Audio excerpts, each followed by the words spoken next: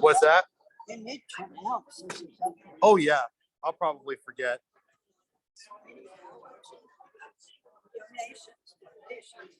You can yell it.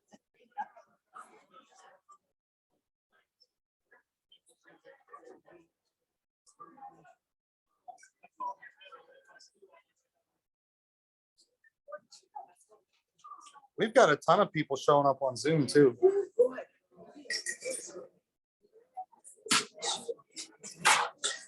Hey Barb, do you know how to operate Zoom on a phone? Okay, we're gonna learn real quick. It's actually already going. And there will be things that come up on here that show when people are coming in and you have to click admit. Okay. So I'm gonna put this in the thing right now. And everybody that's on Zoom is hearing me right now. But anyway, I'm gonna put this on the tripod. If you can sit there and do that so I can introduce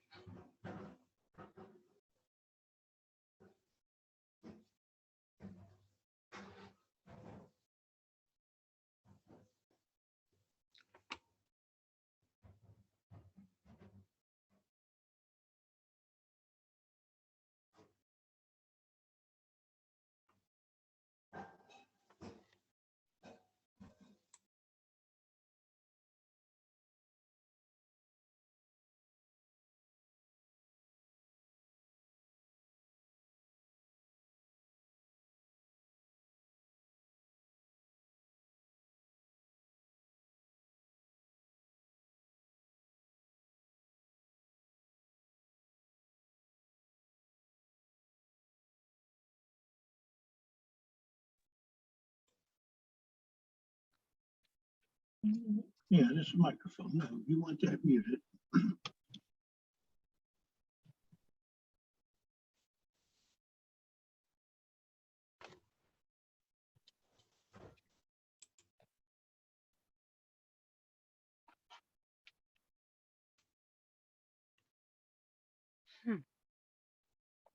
I have that microphone.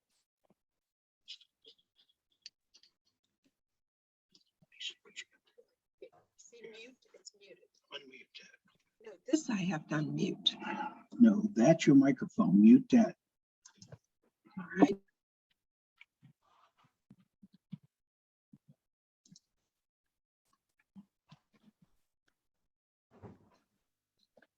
Let me see this. It's on, he's talking. I don't know. I need to sit down. I so got can the see wrong, the screen. wrong thing is muted.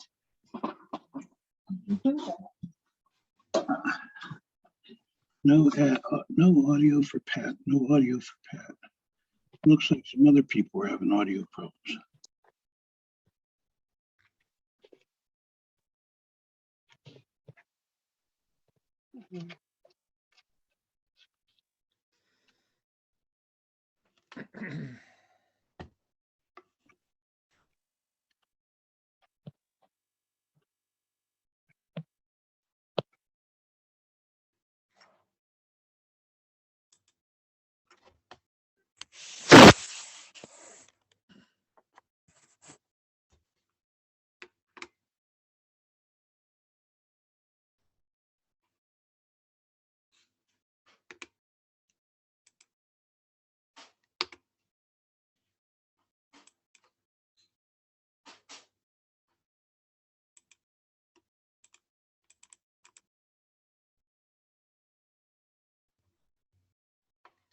Dark, damp. So I'm looking around in there and I'm clearly don't see any Germans. But I do see something in the floorboards. And it catches my eye. So I kneel down like this. I clear out the debris and I pull out a gun. It's a revolver, like from the Old West. It's rusted out. So I go to my parents and I give it to my dad. So look at this. He goes, "Where'd you find that?" I said, "It was that building out back." I can't even know it for 30 years. Fast forward 30 years, I'm a special agent in the Secret Service assigned to President George W. Bush. And Judge Grimes and his wife came out to see me in Annapolis. So I set up a tour for them. The ladies in the tour office liked me. So on Saturday, I got the East Wing tour for them. On Sunday, I got the West Wing tour for them. And I knew Marine One was coming in with the president from Camp David. And President Bush was always on time. If not on time, he was early.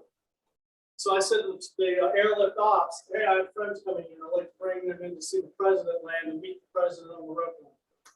"Oh, we're booked already." This was the first day. I was an ops at that point. I said, "They can't be booked." Anyway, we do our West Wing tour, and Judge Grimes and Carlin and I are going through the palm room. And there's a guy with a clipboard standing there taking names. They've already been cleared for the White House tour.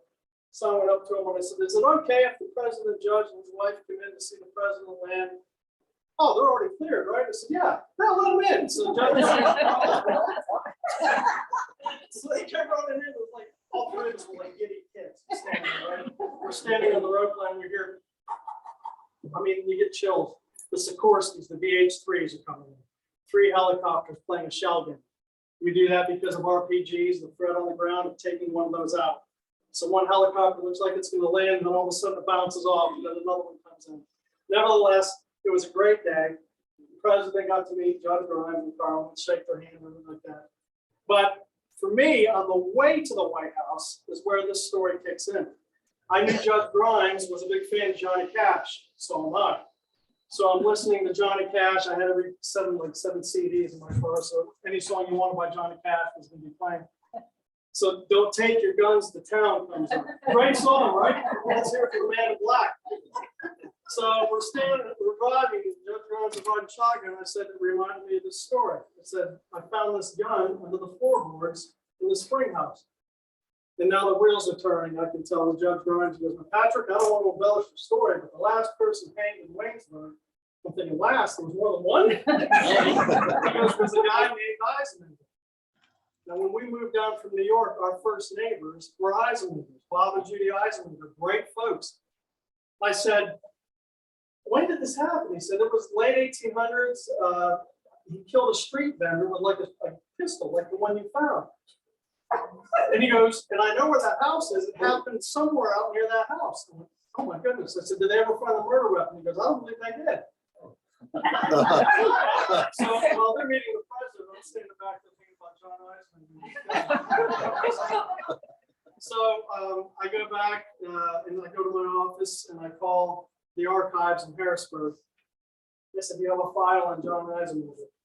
And the gentleman said, I'll call you back. He called me a couple days later. He goes, we have 3 huge files on John Eisman. He said, Greene County. I said, that's him. He goes, he was hanged. I said, that's the guy. He goes, we have a lot of information. I said, can I get copies of it? He goes, it's going to cost you. Of course, it's going to cost me. That's okay. So it was between $700 and $800, but it's like this high, and it's the complete courtroom testimony of the trial, to include the voir dire when they picked the jurors on April 13th and April 16th of 1894. And every juror that came in, it was very interesting as you read the handwritten stenographer's notes. Juror, look upon the prisoner. Prisoner, look upon the juror. Are you a citizen of the United States? Yes. Are you in any way related to the prisoner at the bar? Sometimes yes. Juror excused. Sometimes no. Then the voir dire continues. So with that in mind, I started to think, what happened to the pistol? So I called my dad. Remember that gun I found 30 years ago? He said, yes. I said, what happened to it? He goes, I gave it to Rodney Barnum, good fellow here, Barnum's Furniture. So I said, I wonder if he still has the gun. My dad says, I don't know. So I wrote him a letter. I had a telephone book for him. I lived in Annapolis. And sent him a letter, sent him my card. I said, if you have that gun, I'll buy it back from you. Because I think this may have been a murder weapon for the last person hanged in Williamsburg. So he called me. He said, Patrick, if I had the gun, I'd give it to you. He goes, I think somebody lifted it from me.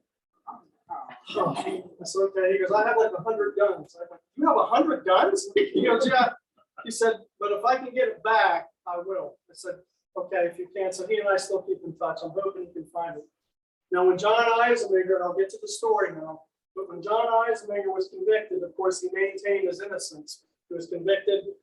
He escaped, was on the lam for 5 months, was eventually arrested in New Orleans on January 7th, 1895.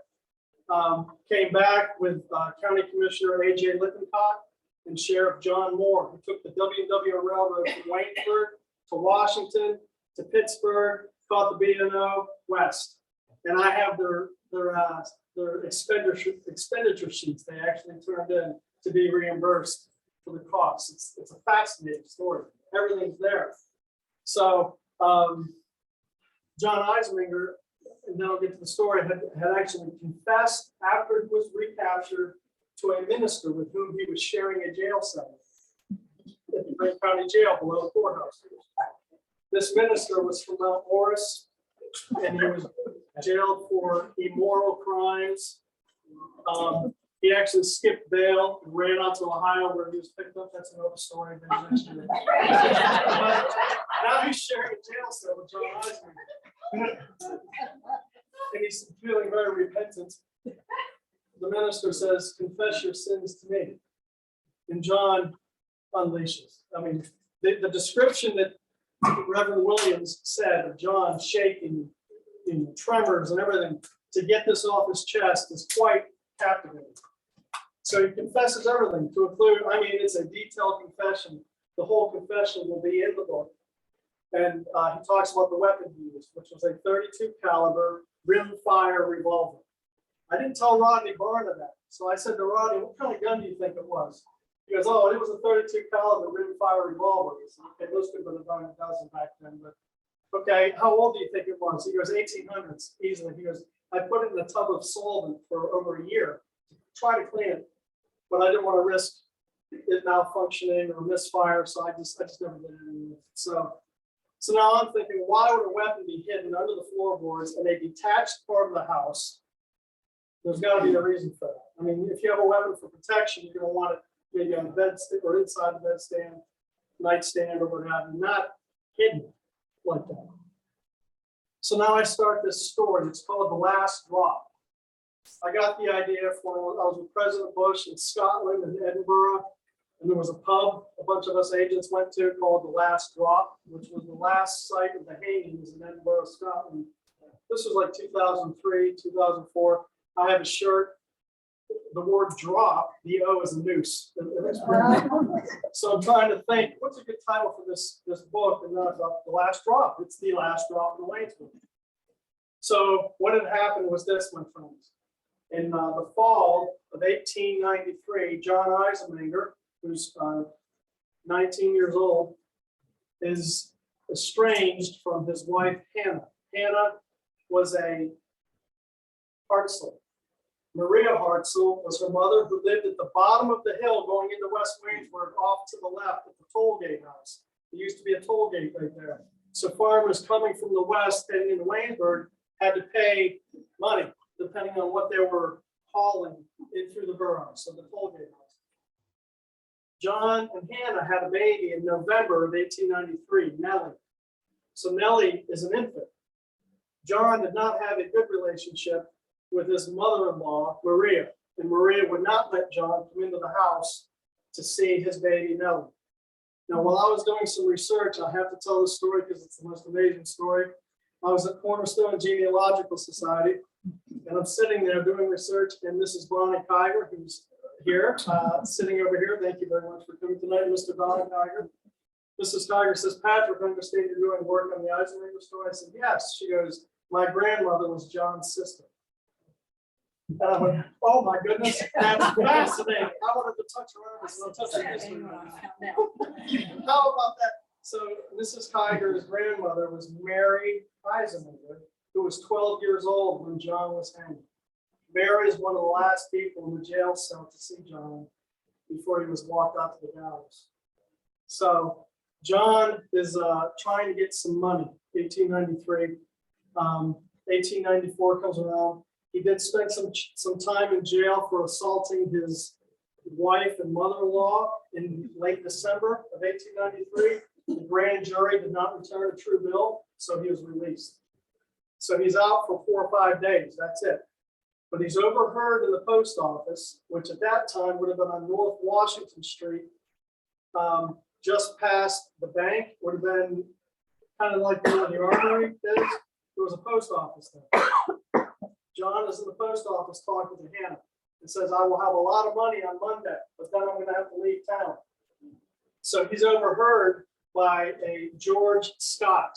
George Scott was a wealthy wool merchant in Waynesburg, and the Scott mansion stood, if you came up from West Waynesburg, where the welfare office, now it's Mr. Adamson, Sean Adamson has a physical therapy office. Closer to the high street was the Scott mansion. So it was like a lighthouse, really, for anybody coming from West Waynesburg, they could see that way up in the distance. So he's overheard to say that. On Sunday, January 7th, 1894, John Eisenmenger and his brother, younger brother Sam, have dinner, or supper rather, which supper was the same as lunch. We call it dinner, supper, but in 1894, supper was lunch, with Samuel C. McCoy. Samuel McCoy was a huckster who lived at Reese's Mill on 18 going towards Sycamore. The foundation for Reese's Mill can still be seen today. If you're going into Reese's Mill, there's a little gravel pull off right there at the railroad tracks. If you walk up on the railroad tracks and walk about 20 yards and look to your right, you'll see the foundation of where Reese's Mill stood. I have a belief that Samuel McCoy lived on the right side of the road, because the WW Railroad ran right through there parallel to Browns Creek. John goes out there with his brother Sam, riding 2 black colts, to talk to Sam McCoy. And John is asking Sam, how much money are you taking with you tomorrow? Sam was going on a rural run for 3 days into West Virginia. What's interesting about that is John Eisenmenger and Sam Eisenmenger's father, Benjamin Franklin Eisenmenger, was literally going to be riding shotgun with him on a wagon with a shotgun. As you can imagine, in rural communities in 1893, 1894, a huckster with all these goods on the wagon, money, whatever he has on his person, is an easy target for robbers on the highway, so to speak. So John's gathering this information from Sam McCoy. What's How much money are you taking? Sam said, about $300. Okay, he goes, well, my dad wants to see you tonight. And Sam McCoy says, well, I'm not going down tonight. I'm busy. I've got to get loaded up for the trip tomorrow. I'll see your dad in the morning anyway. His dad was going to meet him at the Y. If you go into West Waynesburg, which we call a Bucktown, but it's named after James Andrew Jackson Buchanan, Buchanan's Town, Bucktown. When I first moved here from New York, I thought that's what we do here. Bucktown. But Bucktown, James Andrew Jackson Buchanan. He had a house. If you come into Buchanan's Town and make the right to go to Sycamore, that's the Y. Benjamin Franklin Eisenman was going to meet Sam McCoy right there and get in the wagon with him. And they were going to head toward Oak Forest, down Oak Forest Road, and then into West Virginia. The James Andrew Jackson Buchanan estate house was, when you make that right to go to Sycamore, was up on the right, up there. So John is getting this information from Sam McCoy. They go home. So that evening, I'm kind of cutting, because you'll have to buy the book to read all the details. So John goes home and he tells his parents he's going out, but he ends up going to the W&W Railroad Engine House, which at that time, the terminus for the W&W Railroad was in Bucktown. It was not on First Street in south side of Waynesburg. They hadn't extended it there yet. So this was the terminus. I have a picture of the engine house for the book where John visited Eugene Chapman, who was the night watchman. So he goes in and spends the night with Eugene, and Eugene's asking him, why are you staying here? He goes, well, I figured I'd keep you company and watch you work. John didn't do a whole lot of work himself. He liked to watch others work. He also liked to play cards. He was very good at that. But anyway, so almost daybreak rolls around, 4 or 5 in the morning. He leaves and says he's going to go get his breakfast.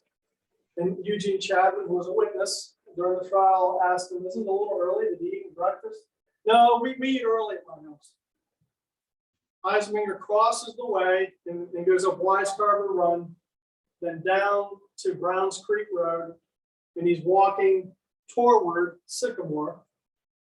Today, if you're riding towards Sycamore, there's one last stop. It's like a bridge on the left before you get to where Reese's Mill is. Eisminger said that is where he stood in the shadows waiting. It's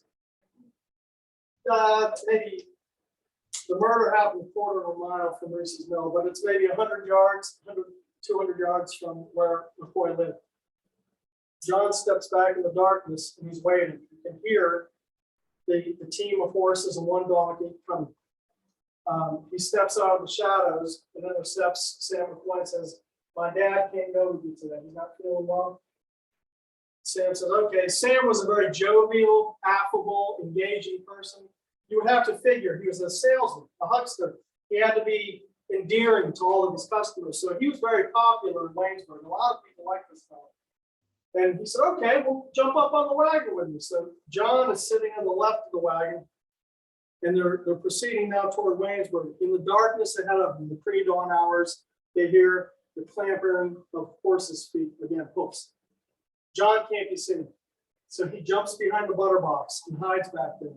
It's Thomas Penn. I have a picture of him too because he's a Civil War veteran. His picture will be in the book. So the road was very narrow. So Sam McCoy pulls his team off to the side to allow Thomas Penn and his wife to pass. So they pass and they say hello to each other. And then John gets back up to the left of Sam. And Sam says, these are the words that were used by John when he confessed that Sam said. He goes, why did you jump in the butter box? He goes, well, I was afraid the donkey, which was closest to John, was going to kick me. So they both started laughing. And while he's laughing, John takes the .32 caliber rimfire revolver, rests his arm on the butter box, point blank, right behind Sam McCoy's head, and pulls the trigger. The team stops. They didn't take off running. The team just stopped. And John looks at Sam, and Sam is still alive. It's like a bad Martin Scorsese movie, right? Joe Pesci and what's going on. And Sam looks at John and says, my God, John, why did you do that? John said, did it hit you? Because John must be like, did the gun even fire properly? And he goes, yeah. Sam goes, the bullet's right here. You can feel the bullet embedded at the base of the skull. So John's like, oh, yeah. So he steps down on the footboard of the wagon, pulls out the revolver again and shoots him again, this time through the left temple. Down he goes. Over the tongue of the wagon, hits the dirt. He's lying underneath his 3 horses and mule. So John knows the WW Railroad is on the way too. He's got a time factor. He runs around the horses and he bends down and he pulls out a red pocketbook that he knew Sam kept his money in. Pulled out $103. He's wondering, I thought it was supposed to be $300, but he got $103. He's looking at Sam, and Sam's still moving and moaning. Takes out the gun and shoots him a 3rd time. And when I'm reading this, I'm like, oh my goodness, this cold-blooded killer. So they could hear the train coming up now from Buckstown, Buchanan. That hill is very steep. I know that because my son and I, on January 8th of like 3 years ago, wanted to reenact this. We didn't kill anybody, but we ran up the hillside. Now, I was like 48, maybe I'm 53 now, but 48. My son, of course, is like an antelope. He's out. I'm like, wait, Aiden, I'll be right up there. Give me a break. But this is not a good idea. But anyway, I got up to the top and we went down a wire starter and everything like that. John escapes. Some moments later, at about 7:30 in the morning, Samuel Kettler was a carpenter from Oak Forest. He was building a house for the Garner family. Now, you all have seen Garner's Run, right? Even in 1894, during the trial testimony of Samuel Kettler, he said, I was going on Garner's Run. So I remember I was writing the book a few weeks ago. It was like at midnight. I'm writing down Garner's Run. I think that's still, so I had to go out and look. So I get in my car and I drive out there and high beam, there's the sign Garner's Run. How about that? This is it. Drove up there, and the next day I drove out there. I wanted to see if that Garner house was still standing. Maybe it is. I don't know. I met Jim and Charlotte Connors. They live in a beautiful house out there on the left from 1830, I think is their house. In fact, Mrs. Connors told me that the original owner of that house was at Ford's Theater the night Lincoln was killed. So I thought that was very interesting. But I asked them, is the Garner residence still standing? And long story short, they said, no, it used to stand. There's a house as you're coming toward us, that's up on the left, newer looking house. The Garner house was closer to the road, but it burned down some years ago. Okay. So I'm in the Knights of Columbus of the Grand Knight, so I went to talk to Larry Pettit because he's from out that way. And I know if anyone's going to know, Larry's going to know. So I said to Larry, the Garner residence, he goes, not standing anymore. I said, I knew you'd know. So he confirmed everything that Connors told me.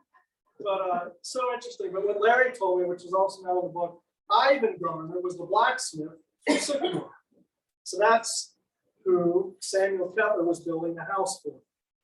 So Samuel Kettler was actually walking on Browns Creek Road, leading his horse with the reins. I actually ride horses too. But anyway. He jumps up on the horse because he sees McCoy's wagon up ahead. He knew Sam McCoy. Ran up there, gets off his horse. Sam is just still kind of groaning and lying there, but there's blood everywhere, brain matter on the road. It's a mess. So he says, Sam, are you hurt bad? Those are his words. And Sam just groaned. So Kettler takes off his jacket and puts it on him, gets back on his horse. He rides to the George Hunt residence, which is about 100 yards distant from where McCoy was lying. He tells Alice Philby, who's a young lady at the house, Sam McCoy's been hurt really bad. Please go up and tell his wife, I'm going to ride to town and get the doctor. Dr. John T. Ullum lived in the house that the Hooks have on the corner, I believe, of Richhill Street, across from where Balfour's was. Right there is where Dr. Ullum lived. Kettler rides his horse at full speed. But as he's coming into Buchananstown at the Y, there's a hand car. All I can picture is the beginning of Brother Where Art Thou? There's like 6 guys from the WW Railroad on that hand car. They see Kettler at full speed, full gallop. And Kettler's yelling at the top of his lungs, Sam McCoy's hurt real bad. He's up the road.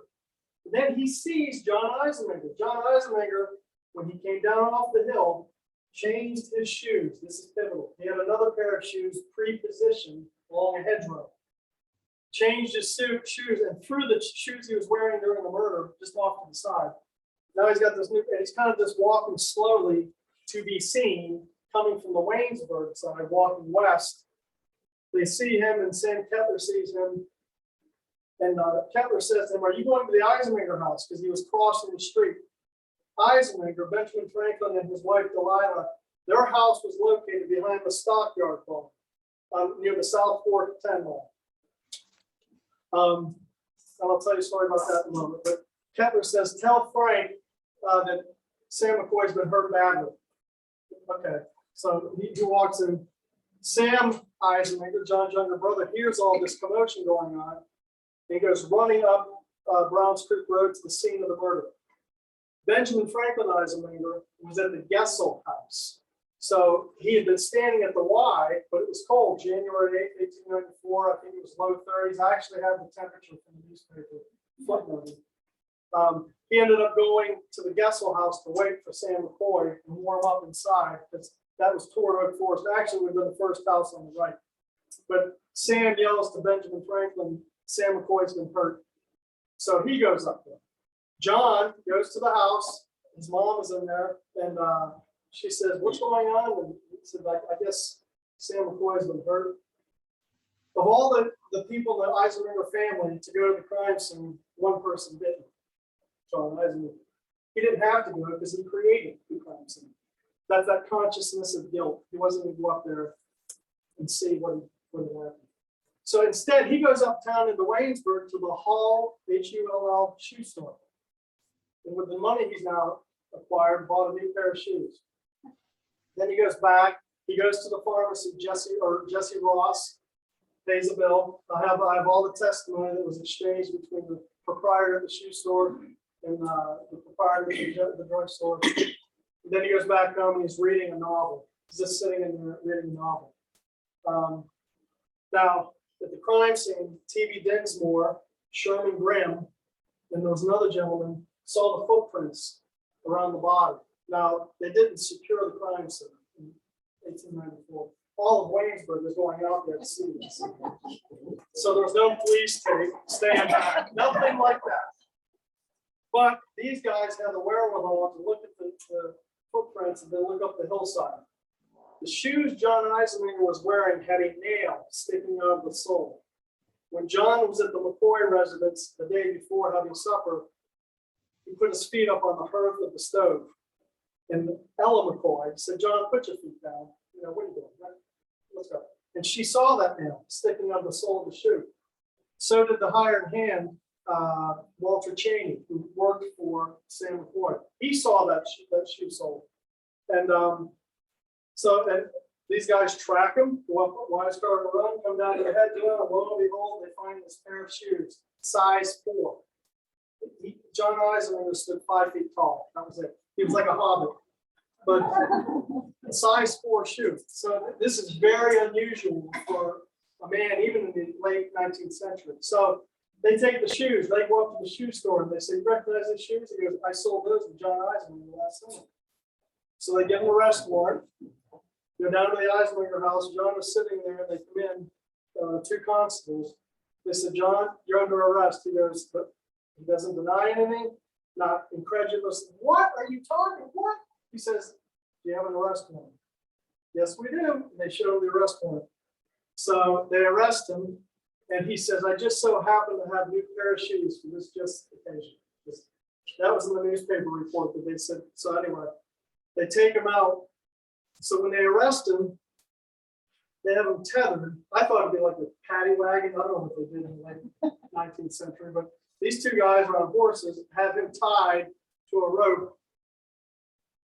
Innocent until proven guilty. They're parading him through downtown. What can we find? All the store owners are coming out. Holy cow. So he was arrested by 2 p.m. By 2 p.m. that day. The county commissioners had offered a reward of $500 immediately to the arrest and conviction of the perpetrator. So he's in jail now. Now the trial itself is 9 binders. So if you all want to be here till midnight tonight, again, it'll be in the story. But the defense, they had 3 lawyers. I'll show you this after we talk, so you'll see the face of them. There were 3 defense attorneys: John R. Pipes, Daniel Spindler Walton, who became a state senator the summer of 1894, and let's see, Pipes, Walton, and Ross. That was the district attorney. Ross was the district attorney. In fact, you know what? Let's do it now, folks. I'll show you the pictures.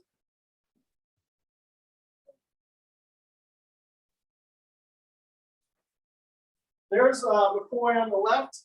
I know it's a drawing, but it's the only thing they had at that time. Ella McCoy is his wife on the right. She was a loafman from the Sycamore area. This was the newspaper drawing of the murder scene. Sam is under the, right there, you can make out his head. And then those are the children, two of the children of the same old McCoy, Charles and William. William ended up passing away in 1972. So he's buried up at Hopewell Ridge Cemetery next to his parents. And then, if I may, that's a H&R 32 caliber revolver you can see right there, kind of like the one I found. That's John Eisenberger. Gary Gerner and I actually went to the courthouse. I was still in service, and we were trying to find paperwork before I got the paperwork from Harrisburg. And we found some depositions and so on from May of 1893. That's the wanted poster that was put up, the capture of John Eisenberger after the murder. John Moore, the sheriff, put up, I think it was $100 of his own money, because the commissioners wouldn't, they kind of blamed him for the escape of John Eisenberger. So he got a lot of heat for this guy's escape.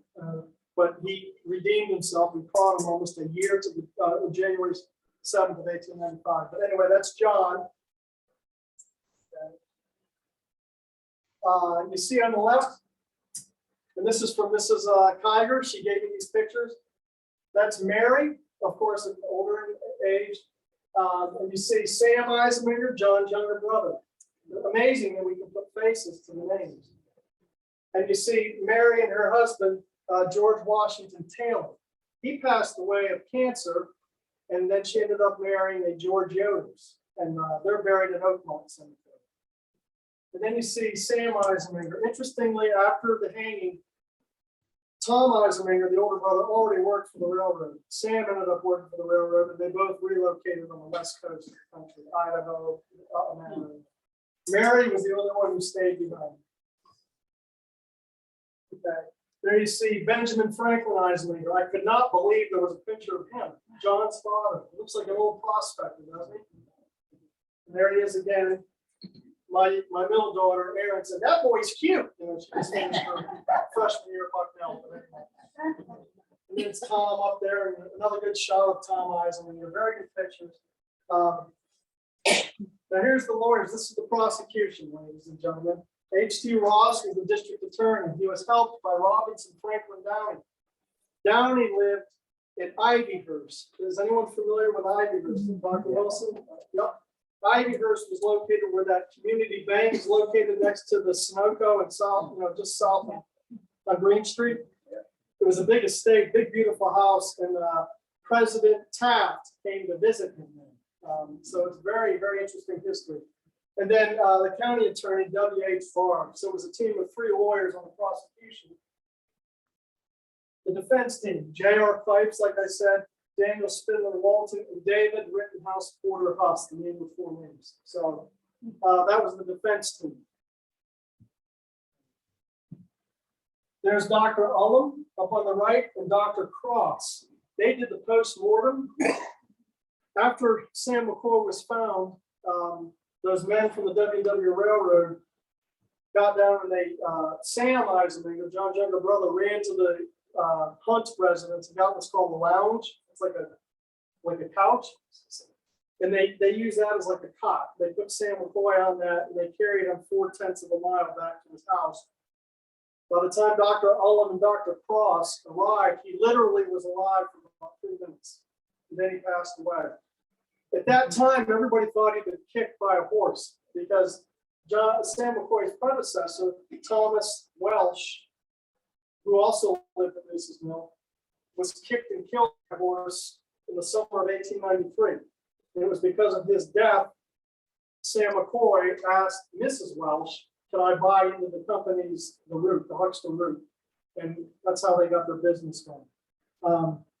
But those doctors examined and cleaned the blood off, then they found the bullet holes. So And then it went from, an accidental or a death to a homicide right away. There's, like I said, Dr. Alden, Dr. Cross. There's Reverend Williams. Wait a minute, you can't see that. That's Reverend Williams, to whom John confessed in the jail cell. He was sharing a jail cell. Thomas Penn, the gentleman who last saw Sam McCoy alive. He was white.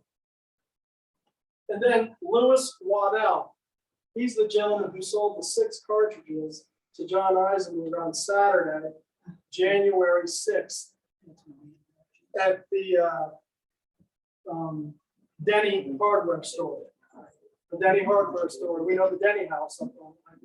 So he was a co-owner with Mr. Denny of the hardware store. So there's the judge who oversaw the trial, Judge Ewing. There were 2 associate judges. M.M. McClellan is one. The other associate judge is Robinson Johns. I have not yet located a picture of him, but I hope to by the time the manuscript is submitted. And then I just love that guy. That's the clerk of courts. He looks like someone out of the state, doesn't he? You see that piano music playing? Milton Travis. Okay.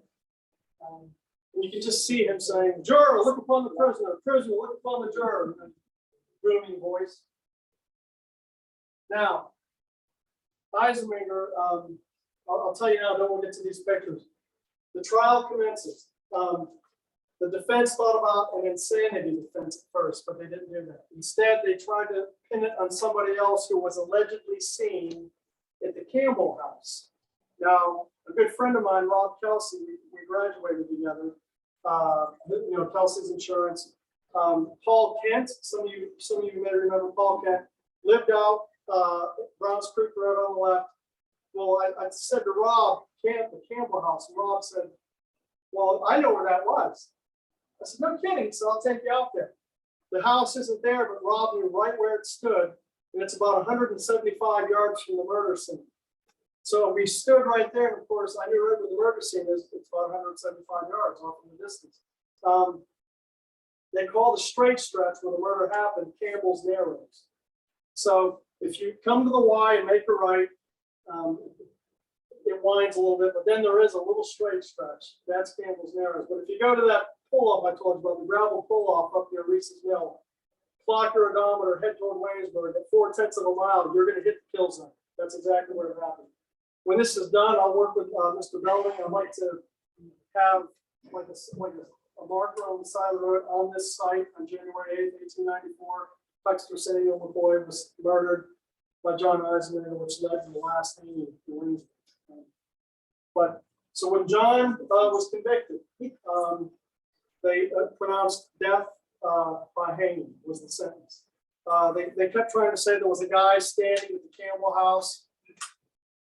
The jury didn't buy it. Of course, in 1894, the jury was comprised of 12 men. At that time, ladies weren't permitted to serve on the jury.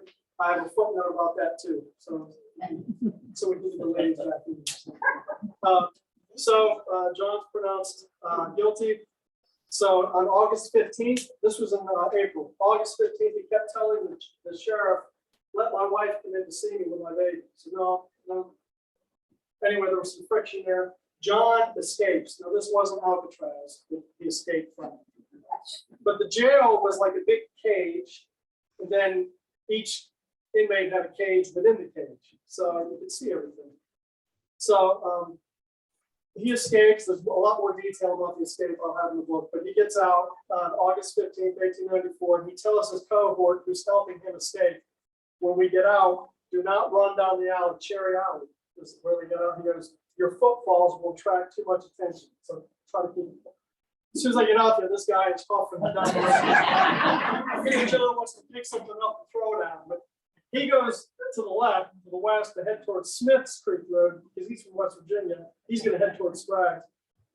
John said he went east on Cherry or west on Cherry Alley to Washington Street, made a left, then a right on the Greene, all the way down to West Street, north on West Street, and then a left on High.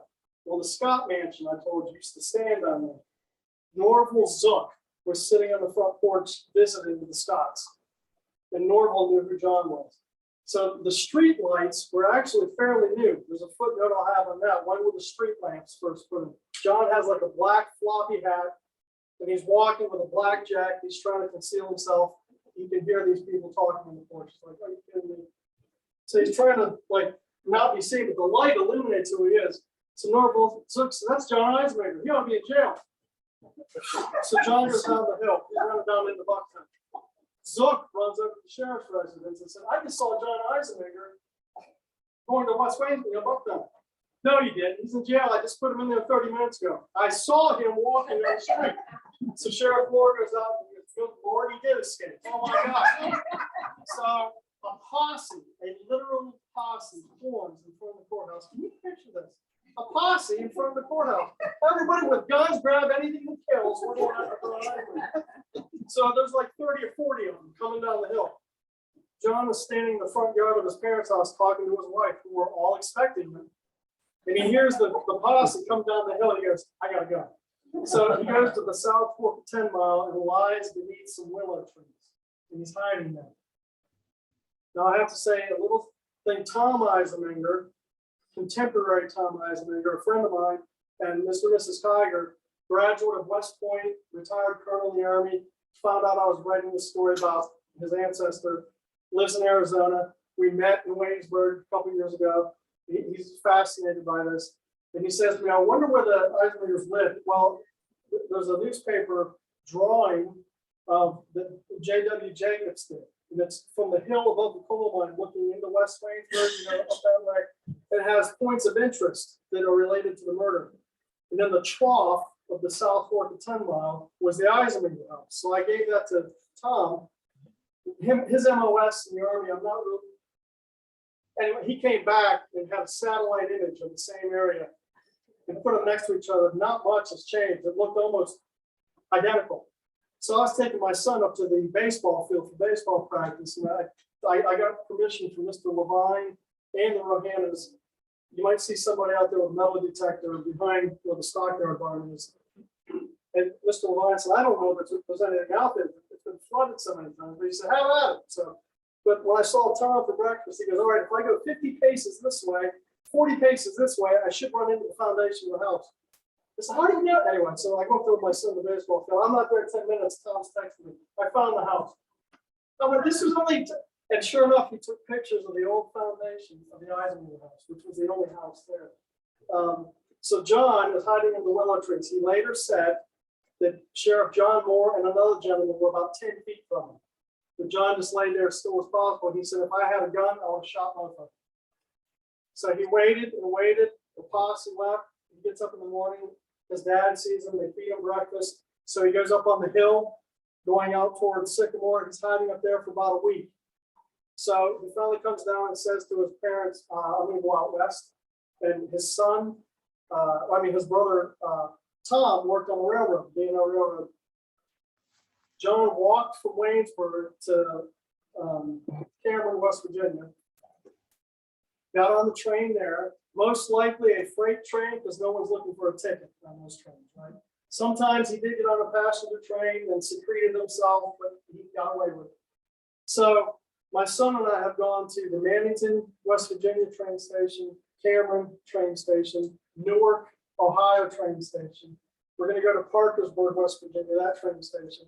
Grafton, West Virginia, that train station, because he was at all of these. He hit over 30 different train stations while he was on the run. And he said while he was on the run, he never spent more than $1 total because he hit himself on these trains.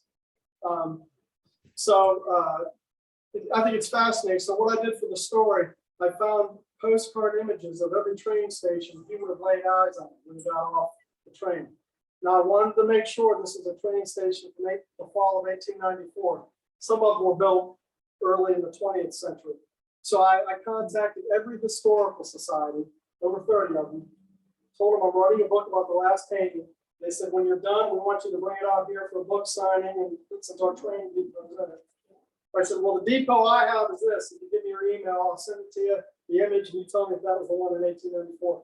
They have been so enthusiastic and so helpful, either yay or nay. And if it's a nay, they said, let us send you the depot that was standing in 1894. So it's been a very interesting journey. So John starts out, of course, Waynesburg, but he sees the Cameron Depot, Bel Air, Ohio, heads out to Cincinnati, Ohio. I just bought yesterday on eBay the image of the depot from Cincinnati in 1894, and it looks like a massive castle, big giant brick. He must have been floored to see the size of these depots, which were really landmarks and bragging rights for each city. This is our station, you know, what do you have? You know, that kind of thing. It was all over the place. So he's in Newark, Ohio. We're almost coming to the conclusion.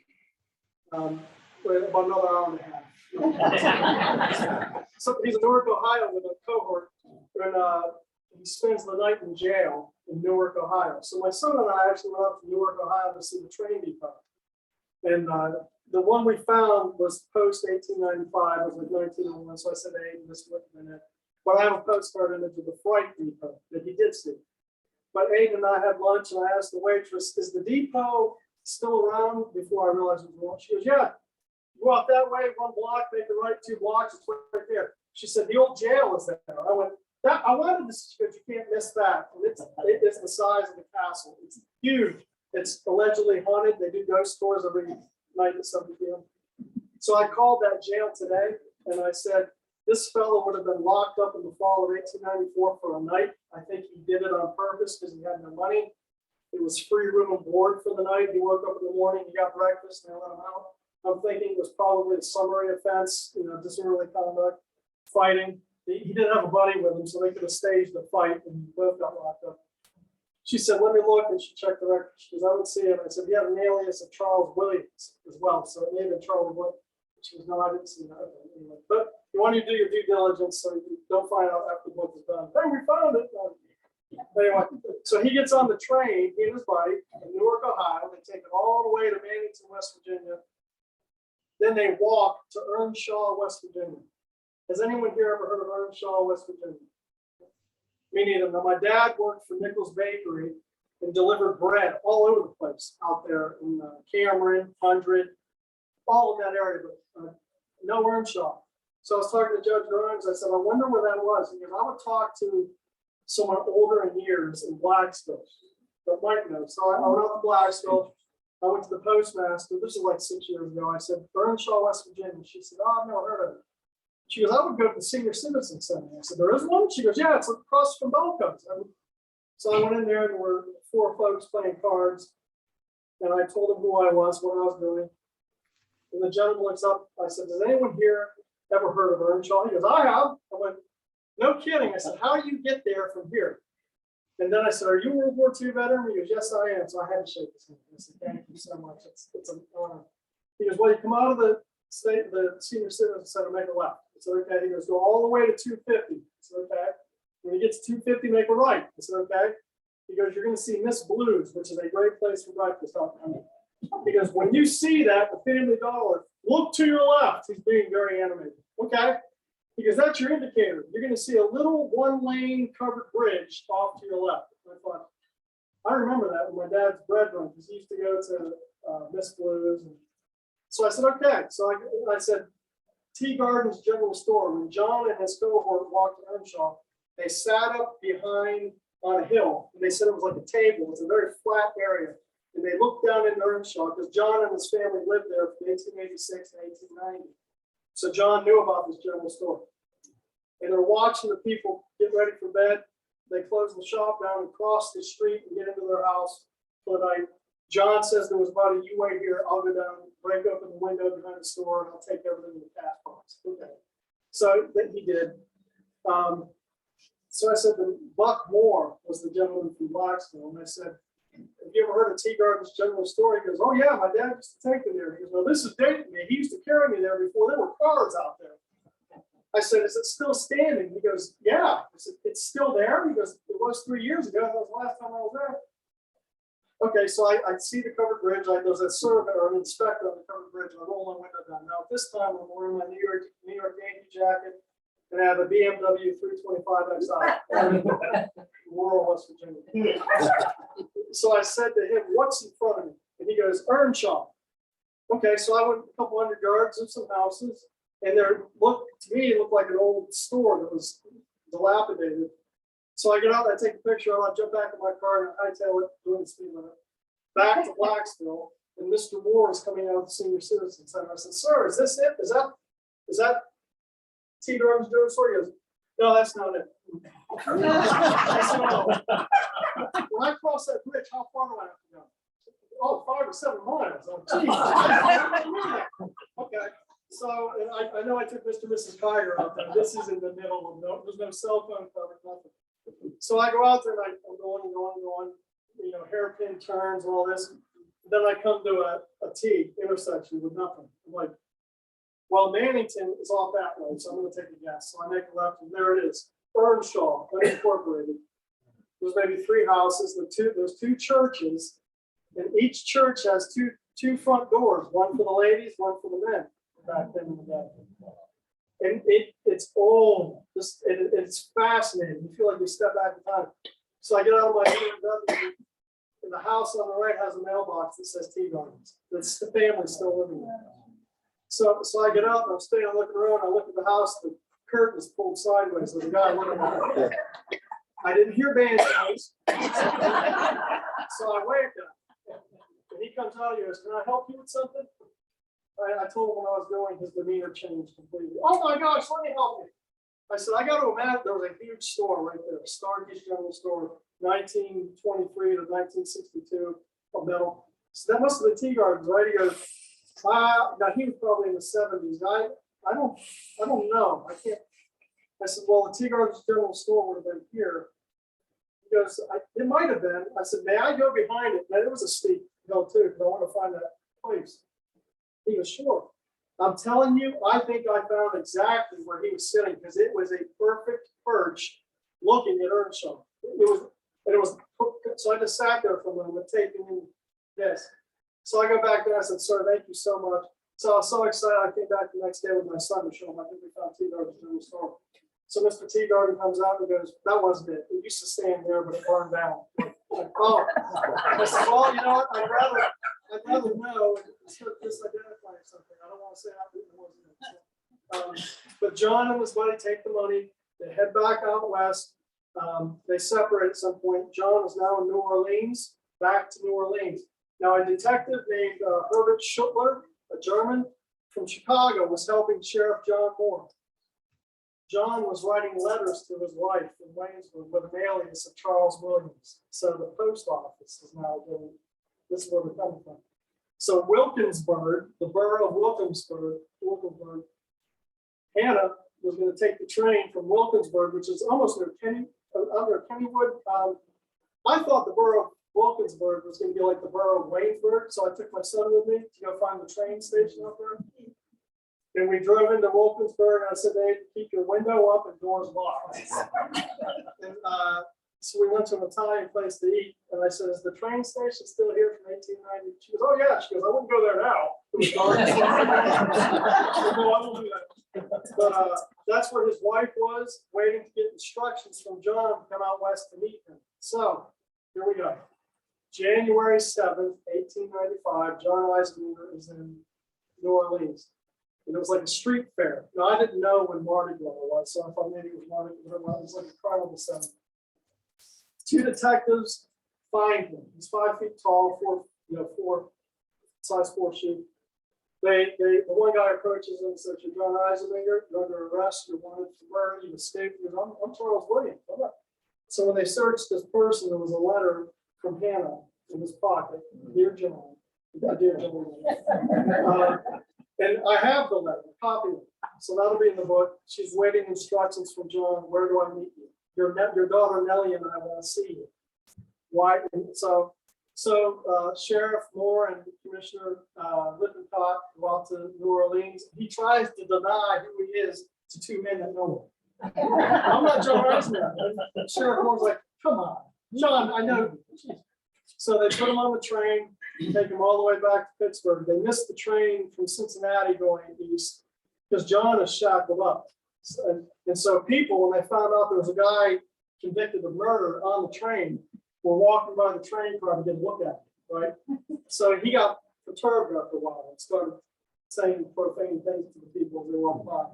But when they got into Washington, the W&W Railroad Station is still there. It's a cement company today, but they stopped at the B&O station, which is the Washington County Economic Development Office. Now it's about a block. They took him there, then took him down to the W&W Railroad. The funny thing that happened is he's sitting in the W&W Railroad Depot. There's hundreds of people out there to see him. This is like the O.J. Simpson case back then. We want to see the killer. So John says to Sheriff Moore and Commissioner Lippincott, you know, we can make some money on this. And he said, what do you mean? He goes, if you charge 10 cents a head to parade it by there, we can split it. And they did. Lippincott and Moore like, that's a good idea. So they did. And John goes, well, my money went by tobacco.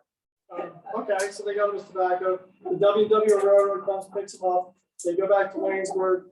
And the correspondent who was on the railroad said John looked over at his parents' house, and then his parents were on the porch waving at him and his sibling. And then they said when he passed the kill zone, he actually looked over to the kill zone too, as the train went by.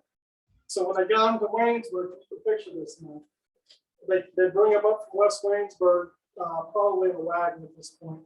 They dump him off at the courthouse, the sheriff's residence.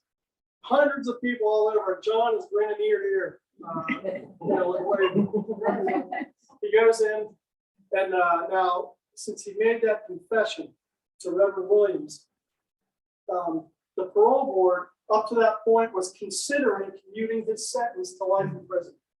I have the petitions that were signed by over 200 people to commute his sentence to life in prison. Don't kill the boy. But when the parole board got word that he actually confessed, they said, well, no, forget it. He's going to hang. He was supposed to hang in May. They delayed it to June 6th, today. 127 years ago today, John was hanged. So the correspondent said when he was in his jail cell, and Mrs. Tiger's grandmother, 12 years old, was one of the last people to see him. You can imagine how emotional that was. He wrote a letter asking for forgiveness to Mrs. McCoy. She forgave him. She was in the second floor of the courthouse looking out the window. It happened on the Fisher's Antique side. If you're looking at the courthouse straight ahead on the left side, they built an 8-foot wall to contain it because you had to have a ticket to come in to see the movie. So they had 300 ticketed guests in there to watch a man be hanged. So the correspondent said it didn't seem like the atmosphere for a hanging. People were laughing and joking, having a good time. John was distraught, didn't want to go out. He kept asking, wait, please wait a little longer, please wait a little longer.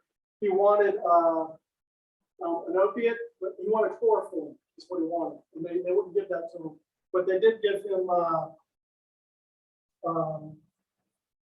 it was an opiate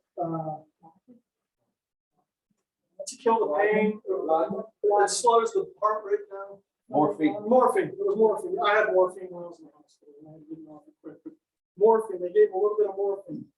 So he took it in, and the deputy sheriff walked around the cell for like 5 minutes to let it take some effect.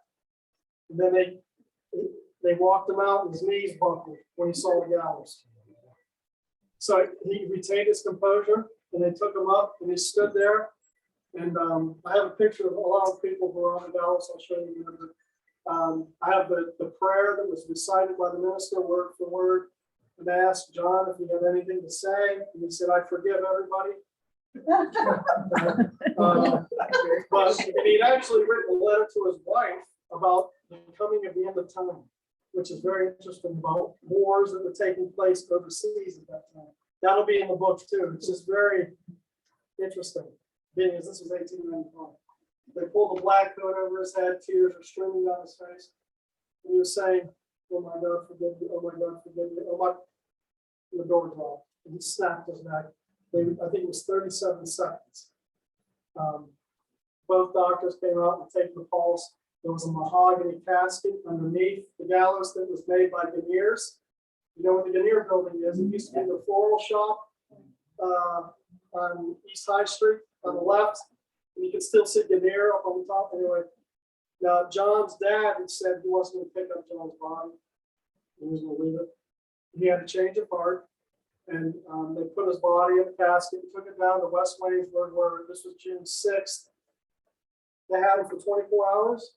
Then they buried him in the Greene Cemetery. So my son and I, 5 or 6 years ago, were looking for the headstone. Now that's a big cemetery. And I didn't know of an atlas or a legend. There were section A, B, C, or D. So I said to Aiden, if you see a big letter E, let me know. That might be it. Driver, I kid you not. I stopped my car, took a deep breath, and I said, hey, we're going to have to find a legend. We looked out the window to the right, Eisenman, heart, right at the headstone. It said Frank and Delilah. Those were his parents. I said, hey, that's his parents. He's got to be here somewhere. We got out, and you're going to see his headstone in a moment. He's on the other side of the headstone with his 2 brothers. He had one brother that died when he was just shy of 3 years old before John was hanged. He had another brother that was hit by a train out near Earnshaw and cut in half. It wasn't long after that had happened, the Eisenman was moved back to Williamsburg. But you got to wonder, I mean, Mrs. Eisenman and Delilah had a heck of a life. 2 kids had already been killed. The 3rd son is now being hanged. But a very tragic ending. And it was raining that day too, when they brought the body up to the cemetery, and nobody got out of the wagons except the pallbearers. That was it. They lowered them down in the ground, and that was it. So, the last hanging in the Commonwealth of Pennsylvania was in April of 1915. Because I had a good question to ask, was Eisenman the last hanging in the Commonwealth? I started thinking, I wonder if he was. But April of 1915, because they started going to electrocution at that point. And they stopped having public gatherings for these hangings. That, ladies and gentlemen, is the last hanging, the story of the last hanging. Do you think that I think, and you know, I read in the newspaper accounts, they did find 2 more 32 caliber rimfire revolvers. One was in the well of the Balsall house. They lived in the Frank Seals, Captain Seals house, which at the time was the oldest house in the borough. And it was right next to the engine house in West Waynesburg. The other 32 caliber was found in the Campbell yard, the Campbell house I told you about. But they didn't make much of that. This was, you know, these were newspaper accounts. Not nearly as proud. And the gun was never introduced into state's evidence, so the Commonwealth never had possession of it. Anything? Yes, sir. Yeah, the trial, how many days did the trial take?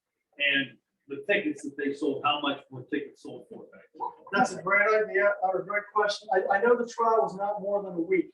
I think it was 1 week, and I have the dates. They moved for a mistrial, and Judge Ewing denied that. He said no, and I'm certain I can find how much those tickets were. Yeah. Yeah. Sir. Did his family get in trouble for keeping him for a week? You said No, they didn't. no necessary. No, and you know, I kept thinking, how much did his wife know what was going to happen? Because all he said in the post office was, I'm going to have a lot of money, but then I got to leave on Monday. But then he would disappear with him. And Mrs. Kiger told me about this. This is very interesting. Down on Perman Run, you know, there's a bridge down there where the college football team used to practice. That used to be a covered bridge. That was called a kissing bridge because people get on like this.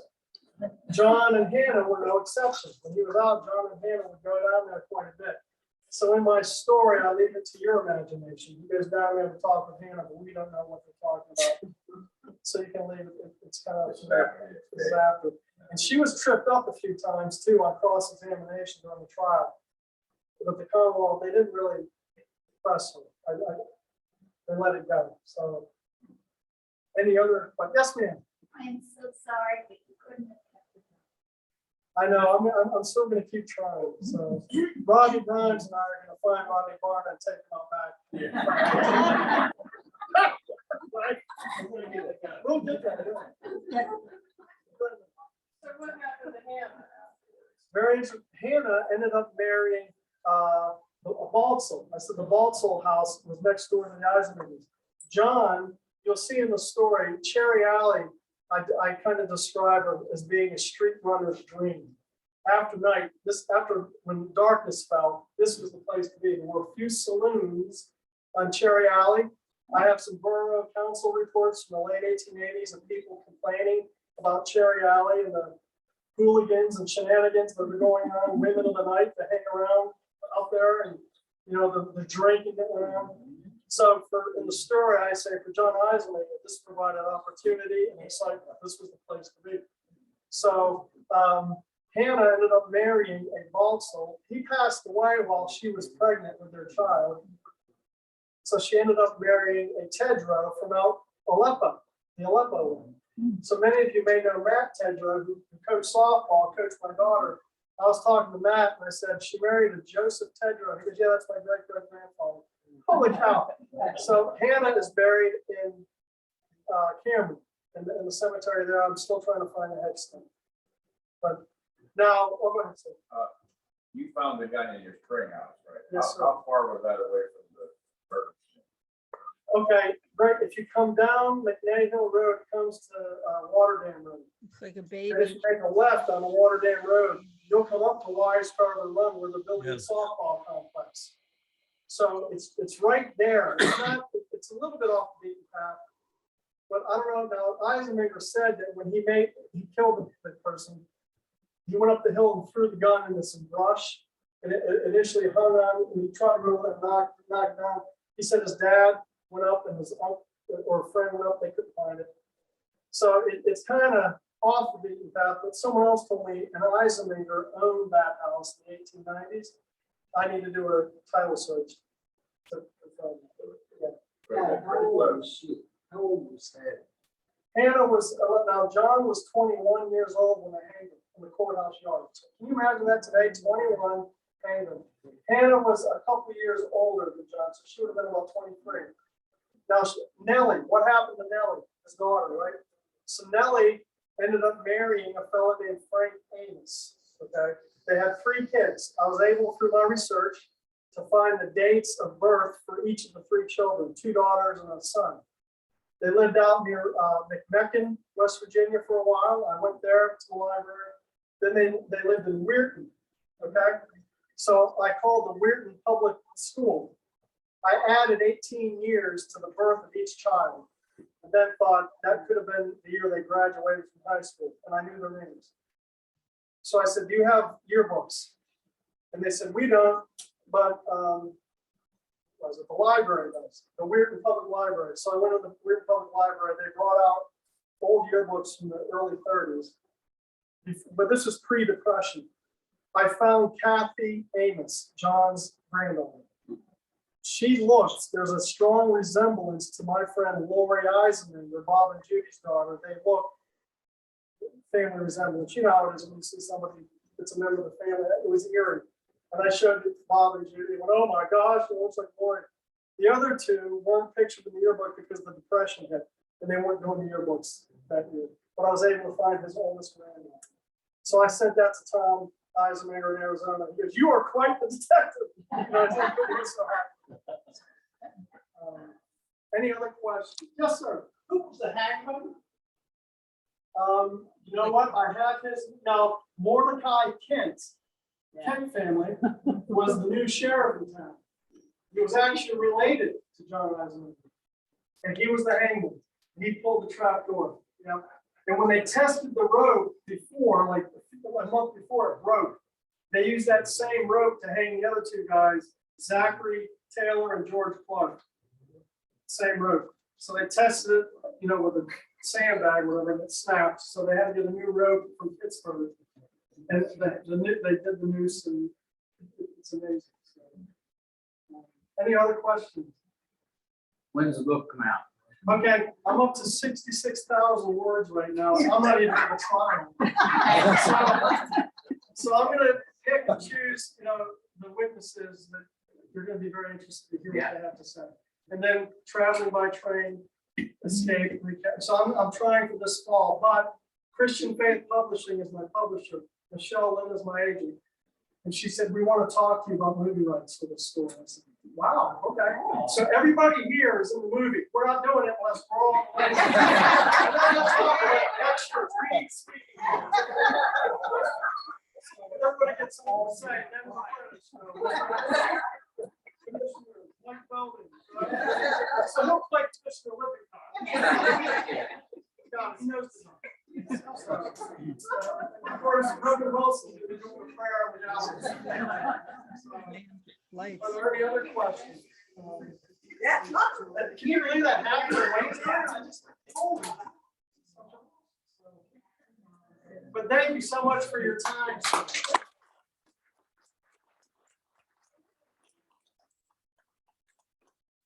You can see that